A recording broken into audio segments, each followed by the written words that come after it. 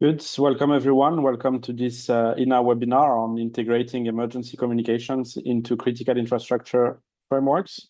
I'm Benoît Vivier, Public Affairs Director at INA. It's my pleasure to be with you today and open this session on behalf of our organization. For those of you who may be joining us for the first time, INA is dedicated in very short to improving emergency communication service across Europe and beyond. Serving, for instance, as a platform for exchange of best practices. And that's what we're doing today. Today, we'll be discussing how emergency communications can be part of critical infrastructure frameworks. For the context, last year, CCIPS, so the Collaborative Coalition for International Public Safety, of which INA is part, together with APCO Canada, British APCO, NINA, and NECWIC, published a document on this topic, reviewing the definition of critical infrastructure in the different parts of the world and what it meant for emergency communications. In today's webinar, we'll hear practical examples from different regions of the world, and all of this will be presented by local actors. So it's my pleasure to welcome and introduce our three speakers of today. We have Craig Anderson, Billy Bob Brown, and Volker Esteves. Craig, so you're calling us from Australia. Must be very late for you, so thank you for joining us. You've been an active INA member for a long time, and it's always a pleasure to see you.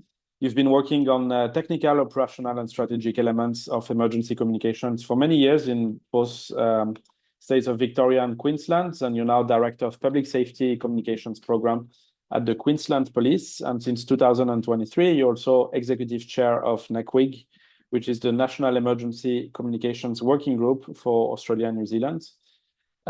Billy Bob Brown, you're the Executive Assistant Director for Emergency Communications within the Cybersecurity and Infrastructure Security Agency of the United States, also called CISA.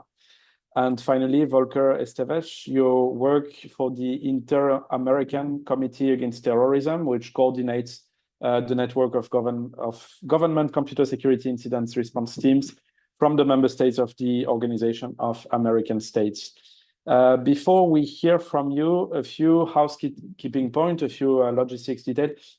Just a parenthesis to my colleague Sanna, that the slides appear on presenter's mode and not on full screen. I'll just still continue to make my points. So just so you know, the webinar is recorded, and the recording together with the slides of that webinar will be made available on our website after this webinar. As we do for almost all the webinars, just go to ina.org/webinars and you'll find everything that you need there. You briefly saw that on the slides, but so you may have noticed we use Zoom as a webinar platform. Automatically translated captions are available if you're not very confident with English, especially that we'll have different accents today. So you should see a box somewhere. If you click on more, you should see a box with real-time translation by subtitles. So just click on that so that you can select the language to which you can have translation. Another point is that we'll have you of course have the possibility to ask questions to our speakers. We have really great presentations coming, but you may have some doubts and some questions. So feel free to ask some questions. For that, you can either use the chat or you have somewhere a box called Q&A. So you can just write your questions and I will be reading it after the presentations. That is it with what I have to explain. We have our three speakers, Craig, Billy, and Volker. And so let's get started. And we'll first hear from you, Craig Anderson, Executive Chair for the National Emergency Communications Working Group. Thanks, Benoit. And just confirm everyone can hear me okay? We can hear you perfectly well. All right, wonderful. Thanks. I'll just share my screen.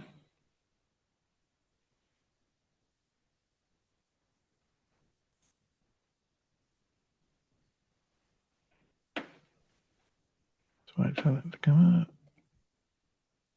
All right, just confirming again that you can see the screen. We can see your screen, yeah. Great, thank you. So welcome. Thank you very much, Benoit, for the opportunity to present at this webinar. I just wanted to give a bit of an insight into the Australian context for critical information, as well as security and some of the activities that are occurring in this country in relation to these items. Just as an introduction to Australia, for those who aren't that familiar with us, the country, the largest island or smallest continent, depending on which way you want to describe it, it has a quite a large coverage of area, as you can see from the map there. So if you overlay that. Sorry, Greg, for interrupting you. We can still see only the first slide, actually. Oh, okay. Your presentation. So you may need to put it first on full screen and then move to the second slides. Yeah, no, I've done the full screen and it hasn't come through. It's not showing. No. All right, let me just stop sharing for a second and I'll try and start it again and see what happens.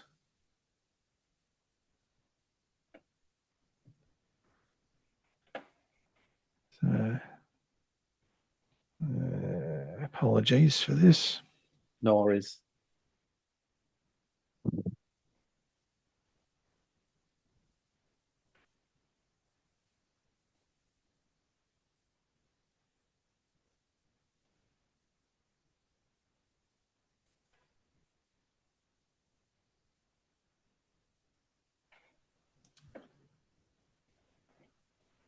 Yeah, we can see now the second slides. Second slide. All right, yeah. I'll just try and hit the slide and see if it stays. Be great. What can you see now? Just nothing, actually. Still frozen on the second slide.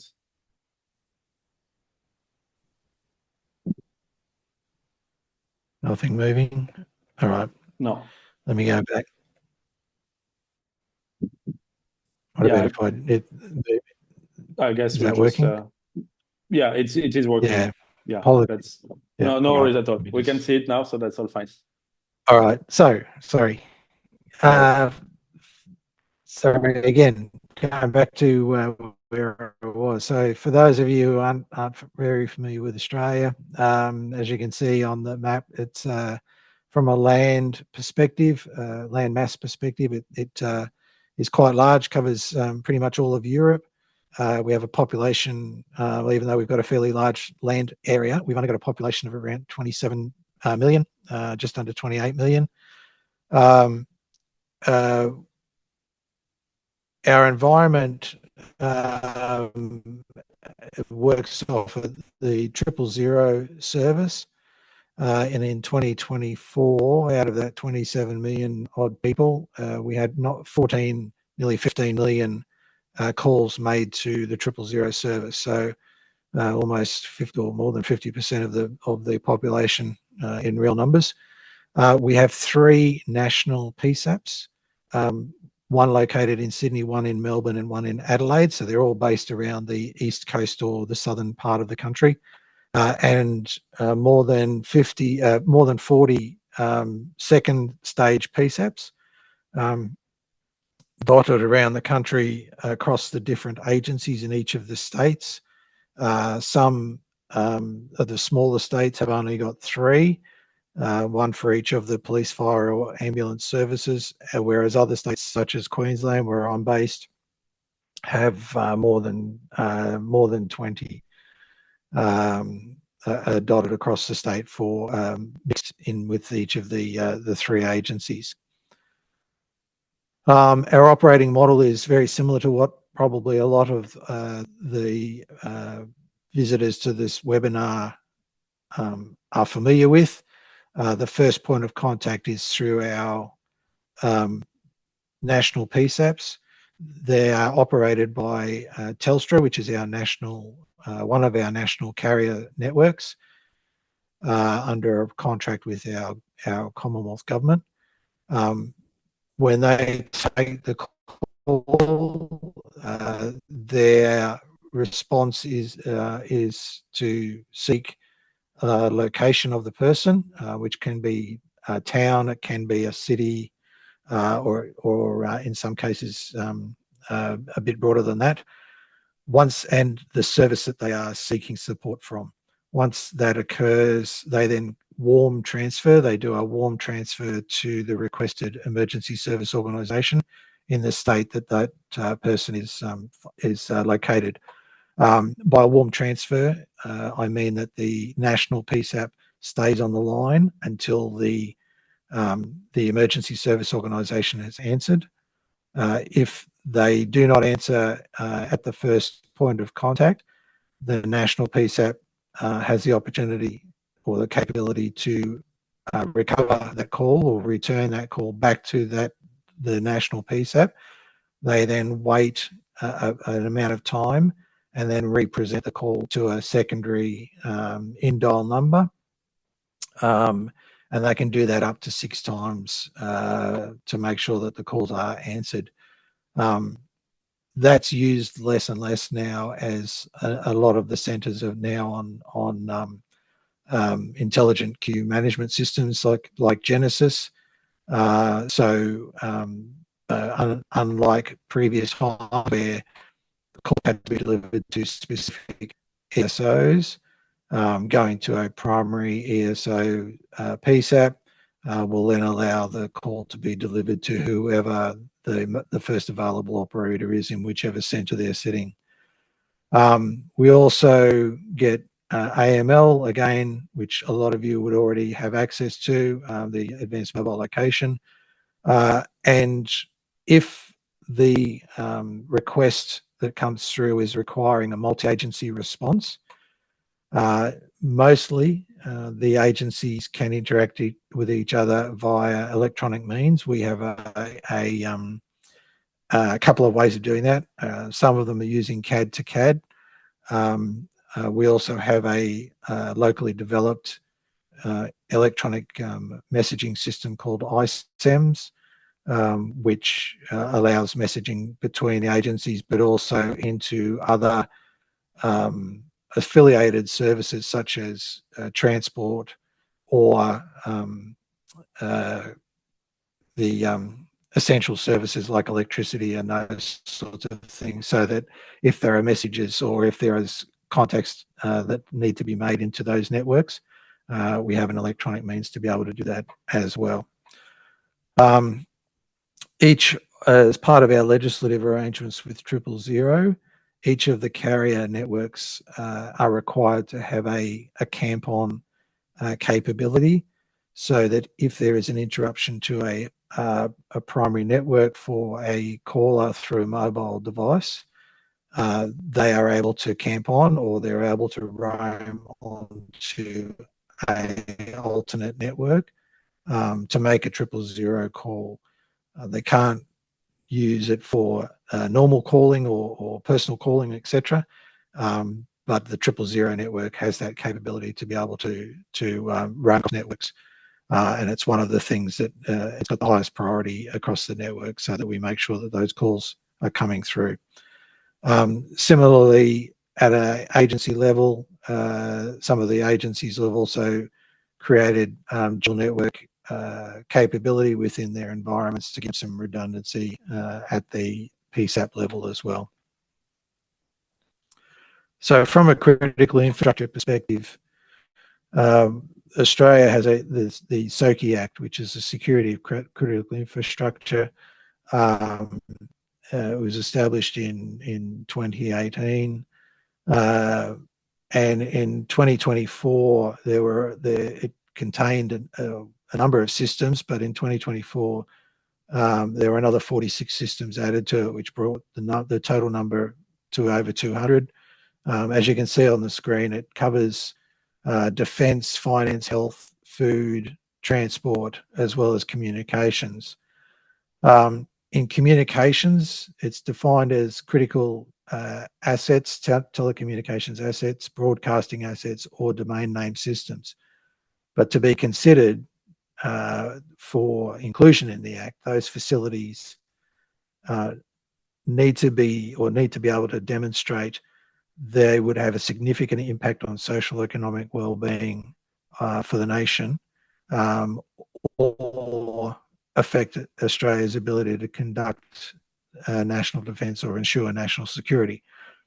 So it's quite interesting because at the moment, other than the national telecommunications service providers, no other components of the 000 or public safety communications environment are considered as part of the SOCI Act. So that leaves us somewhat exposed in terms of, and while the telecommunications is a large part of it, as many of you would know, the facilities that we use, the other systems that we use within the 000 environment, emergency communications environment, many of those are also critical to the continued operation of that service. So having that not included as part of the SOCI Act has been a concern and continues to be a bit of a concern for us. Similarly, with security, we have a national legislation act to deal with security. Similarly, like the Critical Infrastructure Act, the Security Act is dealing with major national security risks, foreign interference, etc., around the telecommunications networks and facilities.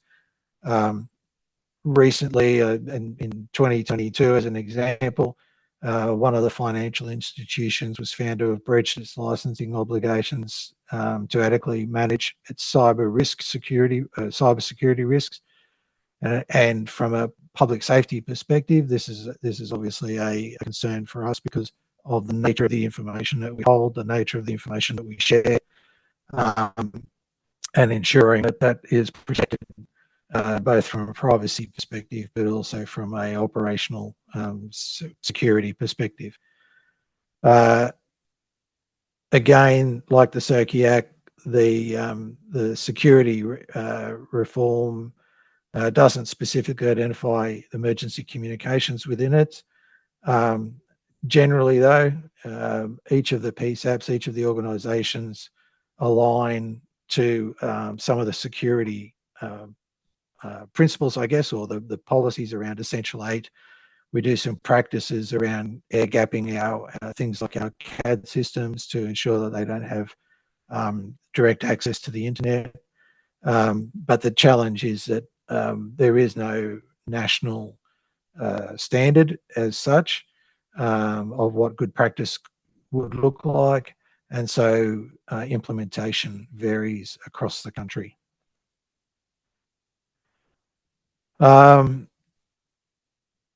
Some of you may recall or may know of 2023, we had a national outage of one of our second largest carrier, which Optus, which affected many thousands of customers across the country, and was basically taking people out of the telecommunication environment for around about 12 hours. Which included people being able to contact 000. So even though they had the camp on, the nature of the outage didn't recognise the devices that were connected to the Optus network, so they couldn't roam across to the alternate networks to make 000 calls. There was a report, a review, an independent review and a report that was done as a result of that. And within its recommendations, one of the key recommendations was the establishment of a 000 custodian, with that it wanted to have oversight and responsibility for the efficient functioning of the 000 system, including monitoring end-to-end performance, but particularly as a supporting mechanism during outage situations, to be able to lead or make sure the information was being shared appropriately across the country, both from a carrier perspective and from a emergency service organisation perspective. There were other recommendations within that, such as the carriers, and the arrangements in terms of carriers and the telecommunications industry maintaining operations or having a redundancy or resiliency capability for critical government services such as 000. In March of this year, just prior to our federal election, the former minister announced that they supported the recommendations of the report, and that the 000 custodian would be one of those recommendations that would be enacted. So that work has now commenced, which is great news for us. And some initial meetings have already occurred in terms of reaffirming some of the scope and considerations around the establishment of that function. In support of that, NECWIG, which, as Benoit mentioned, is the National Emergency Communications Working Group for Australia and New Zealand, have been preparing a white paper for presentation to the new minister after the election. We had the same government returned, but a new minister has now been put in place.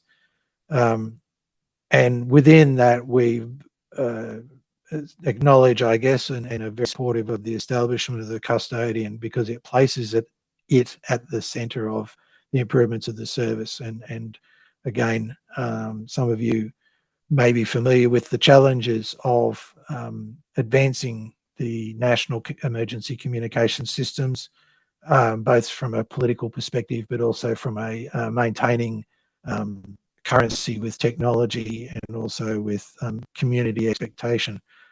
So we're very pleased that the custodian has been supported, and we're looking to enhance that, I guess, with the white paper, within which some of the key recommendations are related to the establishment of national security guidelines for emergency communications, to make sure that everyone has got a consistent approach and a baseline to work from, but also looking at the inclusion of those 000 infrastructure and facilities and technologies as part of the Critical Infrastructure Act, and understanding what that means, recognising that establishing them as part of a national arrangement will have downstream effects both for the states and territories, but also the agencies within those states and territories. So that white paper we're looking to release shortly. So I guess in summary, I guess in some respects we're probably a little bit behind other countries in terms of our current arrangements. We recognise that, but probably haven't had the governance framework within the Australian environment to promote it, to understand what the implications are, to demonstrate as a collective the benefits of recognising the components of the 000 environment as part of a national critical infrastructure arrangement. So I might just finish off there if that's all right. So thank you, everyone, and I'll hand back to you, Benoit. Thank you, Craig. Thank you so much. It's been very interesting. So I'll just recall to everyone that there's a possibility to ask questions in the Q&A box. What we will do is we will first hear all the presentations, and then we'll go to the questions. So that leaves you time to write some questions if you have. So for the moment, I suggest we go directly to Billy Bob Brown from CISA in the United States.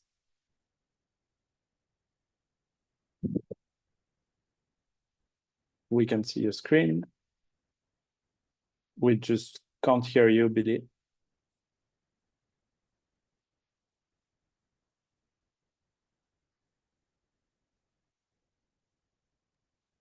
Okay, how about now? We can hear you and see you, so that's all set. Okay, great. All right, greetings for whatever time zone you're in, and thank you. On behalf of the Cybersecurity and Infrastructure Security Agency, I welcome you all to the conversation today. I appreciate the gracious invitation from Ina, but more importantly, I applaud all of you for making time, despite your busy schedules, to join together, to share information, and to share insights with each other during this virtual webinar. Here in the U.S., Presidential Policy Directive assigned the responsibility for designating critical infrastructures to the Secretary of Homeland Security, and that task is assigned to us here in CISA. Currently aligned into 16 critical infrastructure sectors, similar to the Essential 8 in Australia, our various sectors and the interdependencies are supported and coordinated here by us at CISA.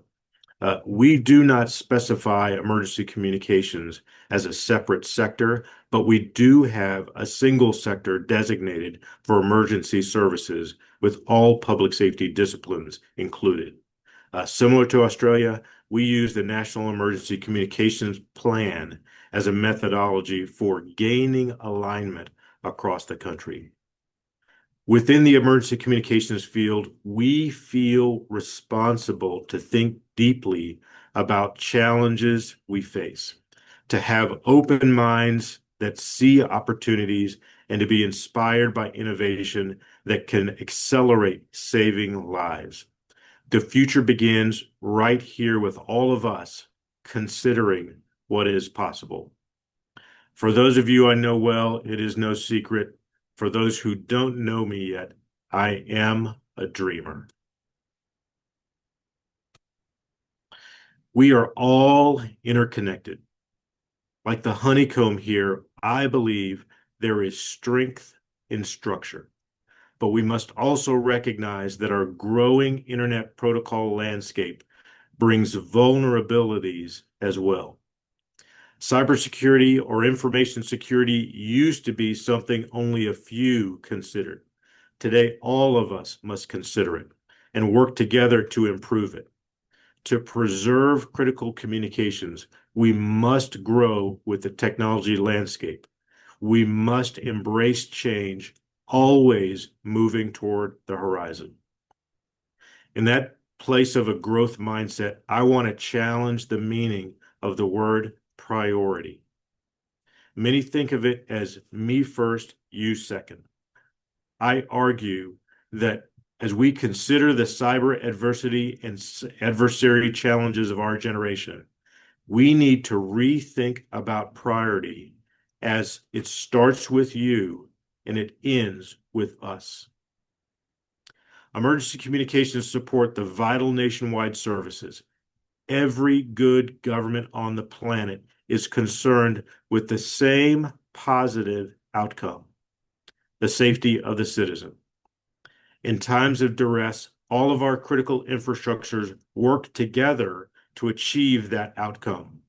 They all require the ability of voice, video, data, and information services to be delivered to operators performing a function that saves lives, protects property, and delivers essential capabilities to the people that depend upon it every day, and especially in disruptive and destructive events.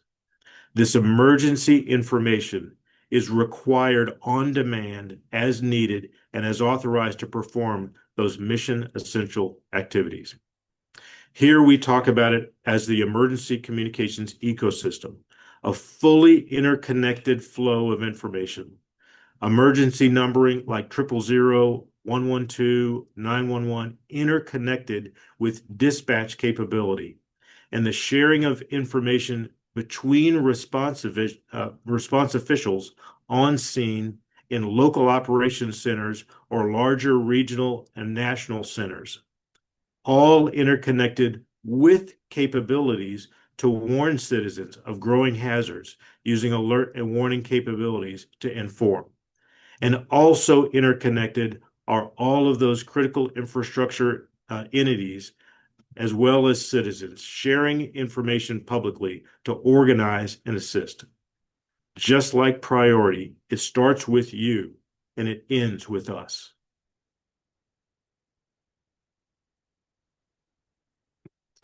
When we think about the evolving technology landscape, We have to recognize that the next generation of communications will significantly advance how information moves.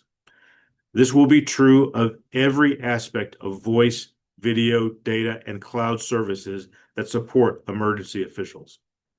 Shown here is the Schrödinger equation, the basis of a quantum mechanical system. We have to be aware that just like we are impacted by cybersecurity today, we will see the evolving technology landscape of emergency information influenced by quantum. Today, we are already talking about the influence of quantum on encryption algorithms and post-quantum cryptography, or PQC. We have to recognize the dependencies across critical infrastructures on the importance of encryption of information in transit and information at rest. Thought leaders across the world are actively working on a series of encryption algorithms that will survive protecting information that's important. When the world finally sees the first fully capable quantum computer breaking it. An encryption breaking model called Shor's algorithm, when used with a quantum computer capable of factoring large numbers, poses a potential threat. To get ahead of that problem, and data scientists say that we are less than 10 years away, we as technologists must participate in the PQC quantum conversation because current standards are not inherently quantum resistant. So what is our North Star? What is our guiding principle? I believe it is interoperability. We have to integrate interoperability into all of the emerging technology and advanced technology discussions to ensure that saving citizens is foremost thought. Here in the US, a group of practitioners from across the country, from different disciplines, different jurisdictions and backgrounds, regularly gather together as part of SAFECOM. They explore future technology impacts on public safety, and they have a platform that raises their collective voice to the national level as they discuss critical communications and the vital importance of ensured interoperability across multiple domains. ENA has been a leader on the global stage and has critically partnered with the Collaborative Coalition for International Public Safety to raise their collective voice, ensuring that 000, 112, 999 are all aligned as we move towards the next generation technology. Cybersecurity has no borders. We are all interconnected. We need a unified approach to coordination to achieve synergy as a group and as a team. We're all a part of critical infrastructures, and we need to see that critical infrastructures also move emergency information too, every day, and especially in heightened events. We are all in this together. It starts with you, and it ends with us. Thank you all.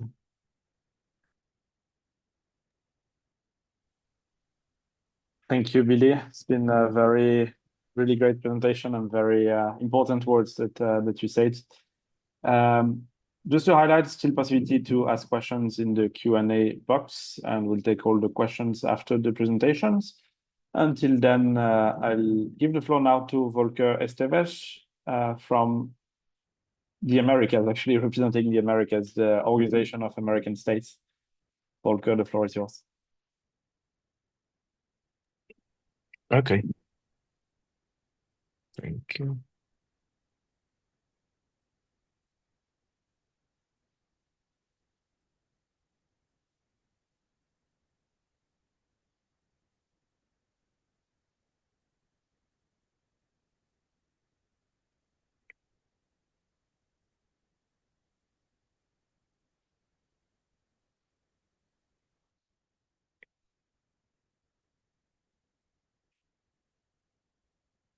Okay, good morning or good night to someone. First of all, I want to thank to the European Emergency Number Association for the invitation to participate in this webinar. My name is Volker Esteves, and I am a cybersecurity officer at the Inter-American Committee Against Terrorism of the Organization of American States. Over the few minutes, I will be sharing this presentation about cybersecurity challenge in critical infrastructure. Please note that the opinion expressed in this presentation do not necessarily reflect the views of the General Secretariat of the Organization of American States or the governments of its member states. When we discuss in critical infrastructure, we must consider not only the systems directly linked to the essential services, but also the supporting systems. For instance, in an oil and gas company, it is not only pipelines, valves, and actuators that are critical, so are the administrative systems, energy supply, and others. A cyber attack on one of these secondary areas can trigger a domino effect that halts the entire operation. This highlights the needs to secure every layer of the digital ecosystem that surrounds critical infrastructure. Let's see two concrete examples about this. The first one, in May 2021, Colonial Pipeline, a private company with over 58 years of operation, fell victim to a ransomware attack that seriously disrupted its operation. The company supplied about 45% of the fuel consumed along the US East Coast. The disruption caused nationwide energy shortage and panic buying, demonstrating how a digital attack can quickly escalate into a national crisis. Initially, it was believed that the operational infrastructure was damaged. However, it was later confirmed that the operational technologies, or OT, were not directly affected. The attackers targeted the billing system, preventing the company from tracking hydrocarbon flows. Given the uncertainty about the attack, the company halted all operation as a precaution. Around 100 of gigabytes of data was encrypted, and the attackers asked for 5 million to provide access to the systems. During such events, effective internal communication ensures the operational teams, executives, and incident responders are aligned in their decisions. At the same time, external communication with stakeholders, partners, and the public becomes essential to avoid misinformation, panic, or further disruptions. Another case in 2018, Hancock Memorial Hospital in Indiana, US, was hit by a ransomware attack. Medical service, including emergency care, were severely impacted. This incident exposed the vulnerability of healthcare sector and the urgent need to stronger cybersecurity measures in that area. The ransomware encrypted IT systems, forcing the hospital to operate manually for several days. Over 1,400 medical records were compromised, and the attacker asked for $50,000 to provide access to the systems. Once inside, they encrypt vital files and demand a ransom. The lack of network segmentation and poor backups policies worsened the situation. Beyond the technical vulnerabilities, this case also revealed critical gaps in crisis communication procedures. During the incident, internal communication between medical staff, IT personnel, and hospital leadership was vital to coordinate manual operation and prioritize urgent care. At the same time, external communication with patients, the media, and local authorities needed to be carefully managed to maintain trust and avoid the panic. So, critical infrastructure is considered a prime target for several reasons. When we talk about the vulnerabilities of critical infrastructure, it's important to understand the main factors that facilitate cyber attacks in these environments. First, there is a high dependency on operational technology systems, or OT.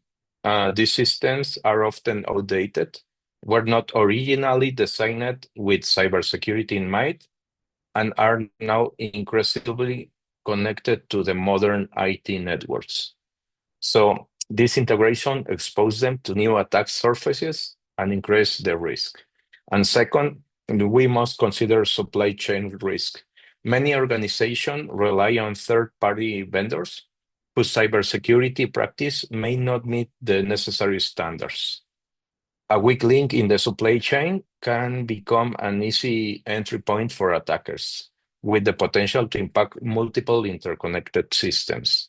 And the last one, the third one, we're dealing with the strategic resources. Critical infrastructure provides essential services, so any disruption can have serious social, economic, and political consequences. Because of these factors, protecting critical infrastructure requires a comprehensive and multidisciplinary approach. So, for over 20 years, the Organization of American States has supported its member states in strengthening cybersecurity at technical and policy level through strategy development, technical assistance, cooperation networks, and training programs. The cybersecurity section of CICTE is the leading regional unit for building national cybersecurity capacities in the Americas through technical, policy, and strategic cooperation. The cybersecurity section focuses on four main pillars: policy development, technical assistance, research and outreach, and capacity and talent development. All activities are carried out with a cross-cutting focus on gender, diversity, and inclusion.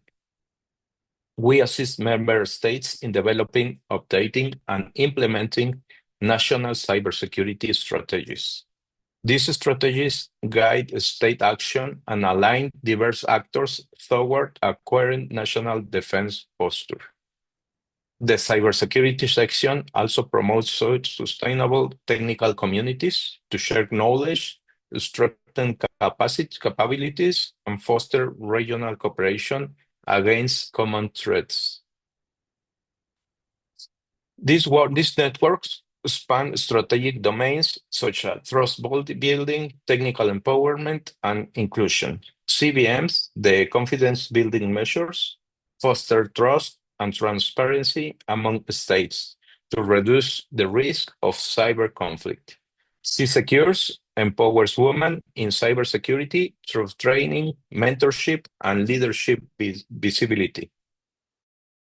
The Women in Cybersecurity in Americas connects female professionals across sectors to promote collaboration and gender equity.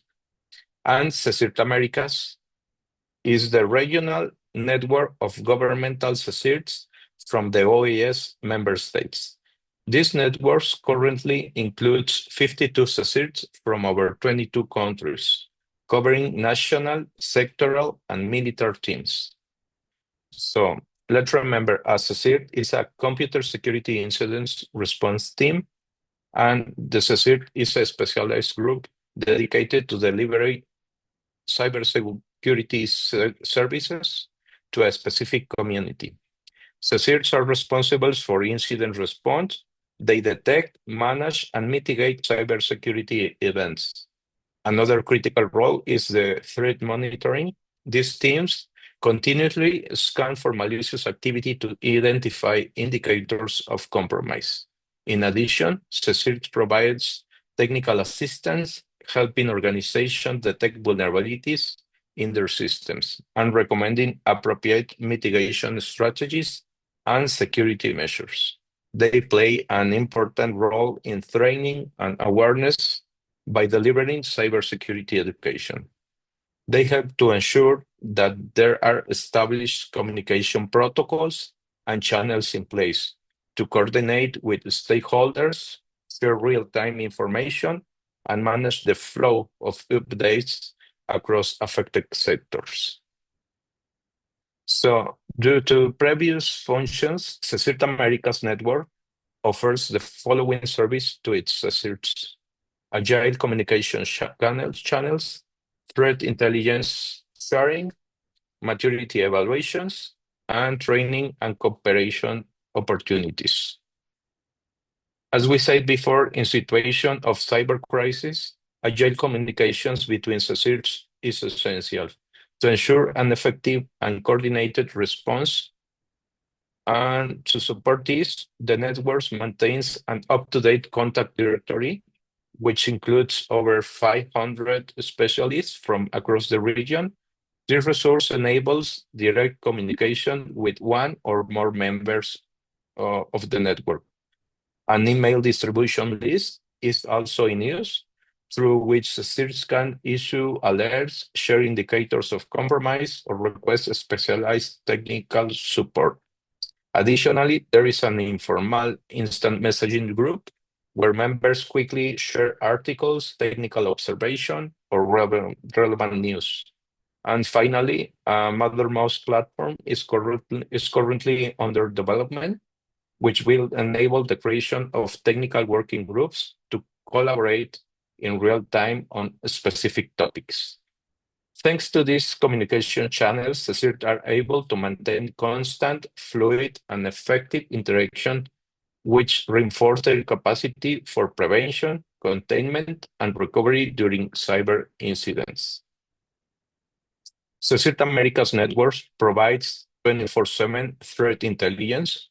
For example, in the last 12 months, we have shared the following information with the network: alerts regarding over 1,000 compromised government websites, data on 79,500 government domain email accounts used to send spam, more than 400,000 leaked user credentials from government domains, intelligence over 8,500 ICS SCADA systems that were vulnerable and exposed to the internet, and 3,693 ransomware alerts. This information enables CSIRTs to take preventive and mitigation actions. So, how can we improve?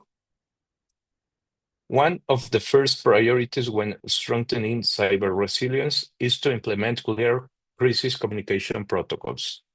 Critical infrastructure operators must have reliable channels and procedures to coordinate response actions, share real-time information, and maintain operation during incidents. Second point is the integration of traditional operational technology systems with modern IT environments. Many critical infrastructure sectors still rely on OT systems that were never designed with cybersecurity in mind, systems that are now connected to exposed networks. It is imperative that we apply the same security standards and controls to OT as we do to IT. Given that much of the critical infrastructure is operated by private sector entities, it is essential to promote effective collaboration between governments, operators, and vendors. This includes intelligence sharing mechanisms, joint protocols, and strong technical cooperation networks. Finally, as we have seen, a single weak link in the supply chain can compromise the entire infrastructure. That's why we must establish minimum cybersecurity requirements for suppliers, enforce compliance with the standards, and conduct regular audits. And I hope you find this presentation useful, and I will be available for any question at my email address shown on the slide. And I also invite you to subscribe to the cybersecurity section mailing list to receive invitation to our events. Thank you. Thank you, Volker. It's been very interesting. Many insights shared, and I see some reactions in the chat, which is good. Javier Solueta said your statistics are an urgent call to action, and I can second that. And yeah, I quote Javier. I hope people understand it. So that was something to highlight. So that leads us to the end of the 3 presentation. We still have about 10 minutes in this webinar where we can go through a couple of questions that were asked to everyone, and will apply to some of you specifically. The first one comes from Irache Gomez Susaeta from Eviden. So we'll read the question. Is there any formal collaboration structure mechanism between the organizations presented today do you share best practices or lessons learned? I don't know who wants to take that. Craig, I was thinking if you want to jump in and talk about CCIPS, that'd be a great way to confirm. Yep, thanks, Billy Bob. That's where I was going to go. So yes, from a formal perspective, there's I think there are international groups, and Billy Bob is probably a party to some of those in terms of looking at national and international security standards and ensuring that there are some arrangements in place. In terms of sharing, as Billy Bob just touched on there, the CSIPs, the collective that British APCO Canada, NECWIG, are all, we regularly share information with each other. And as Benoit mentioned at the start, we are producing some papers, and one of those most recently has just been a bit of an overview of critical infrastructure arrangements around the world.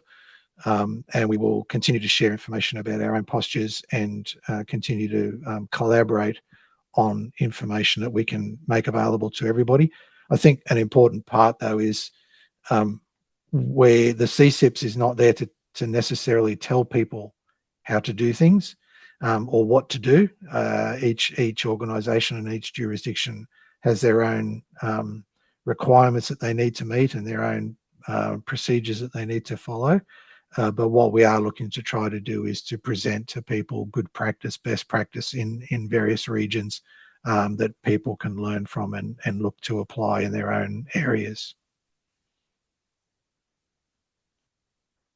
Thank you, Craig. So just to comment on what you've said, to respond to Irache, if you go to the webpage dedicated to that webinar, there will be the link to the document we published last year with CCIPS on that very topic, so you can easily access that.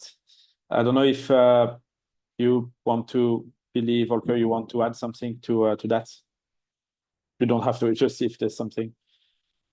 Yeah, no, I think certainly from my perspective and our participation in CCIPS, that is a critically vital way of hearing from around the world, ideas that are being generated. And certainly, as I've met with some of my counterparts around the world, you hear great ideas from different countries and how they're approaching saving citizens' lives, how they're using emergency communications, and it gives an opportunity certainly for me to come back and look creatively how I can try to weave some of the thoughts behind those ideas into our way of thinking about how emergency communications is moving, how it's driving resilience, security, and interoperability. Okay. Thank you, Billy. I have actually a question for you, asked by Javier Solueta. So, thinking about quantum risks, are you checking some cipher algorithms to mitigate these kind of risks? Which one are there some results of these tests? Yeah, thanks. That's a great question. And yes, we are looking at ciphers, specifically RSA and AES. And as I mentioned before, they're just not inherently quantum resistant. So NIST is and the other workers in the PQC environment are looking at different frameworks for cryptology, including lattice-based cryptography, which will increase the ability of the ciphers to effectively encrypt and decrypt. Okay, good. Yeah. Yes. So thank you, Billy. I'm managing different questions coming at the same time. That's why I'm a bit lost. But next question is for you, Volker. It's by Karen Bosikovic. So what are the key steps involved in developing a strategy to integrate emergency communications into a country's critical infrastructure? I guess that applies to everyone, and then specifically for you, Volker. How many countries in the Americas currently recognize emergency telecommunications as part of their critical infrastructures? And what actions can the OAS take to promote the inclusion of emergency telecommunications in national critical infrastructure policies across the region? Okay. Well, we actually work with the countries to support the national strategies about cybersecurity. But in fact, each country decide what are the critical infrastructure that they consider as this. So, but we propose and we use about the cybersecurity strategies, and we have a practical guide for protecting critical infrastructure against all hazards that it is for recommendation. And you can find in this document several areas of the government that you can consider as critical infrastructure. So it is only an opinion of the organization, but is the decision of each country to establish what are the critical infrastructure. Okay, thank you. Billy, Craig, I don't know if you want to contribute to that as well. Yeah, Craig, if you've got some thoughts, I'll sort of round out something that came up today that I'm thinking about now. Thank you. I guess as I mentioned during my presentation, probably the thing for us is to try and get the owners of the Act, or the department that owns the Act and the inclusions in the Act, to recognise the importance of the infrastructure that's associated with emergency communications. I think that's it's easy to say telecommunications as a brand, but the peculiar or specific requirements, particularly in terms of availability and so forth around emergency communications, probably get lost a little bit in the overall telecommunications environment, and it's lifting that up to a point where people start to recognize that and start to include that as part of their thinking specifically, rather than just as part of the general. Thanks, Billy.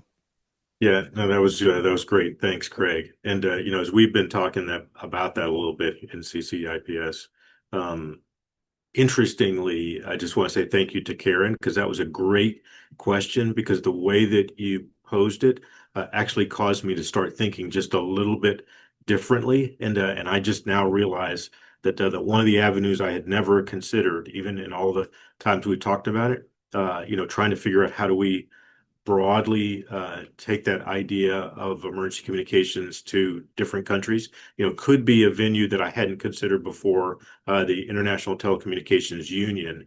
And we have a fairly strong and robust presence there. We have great relationships.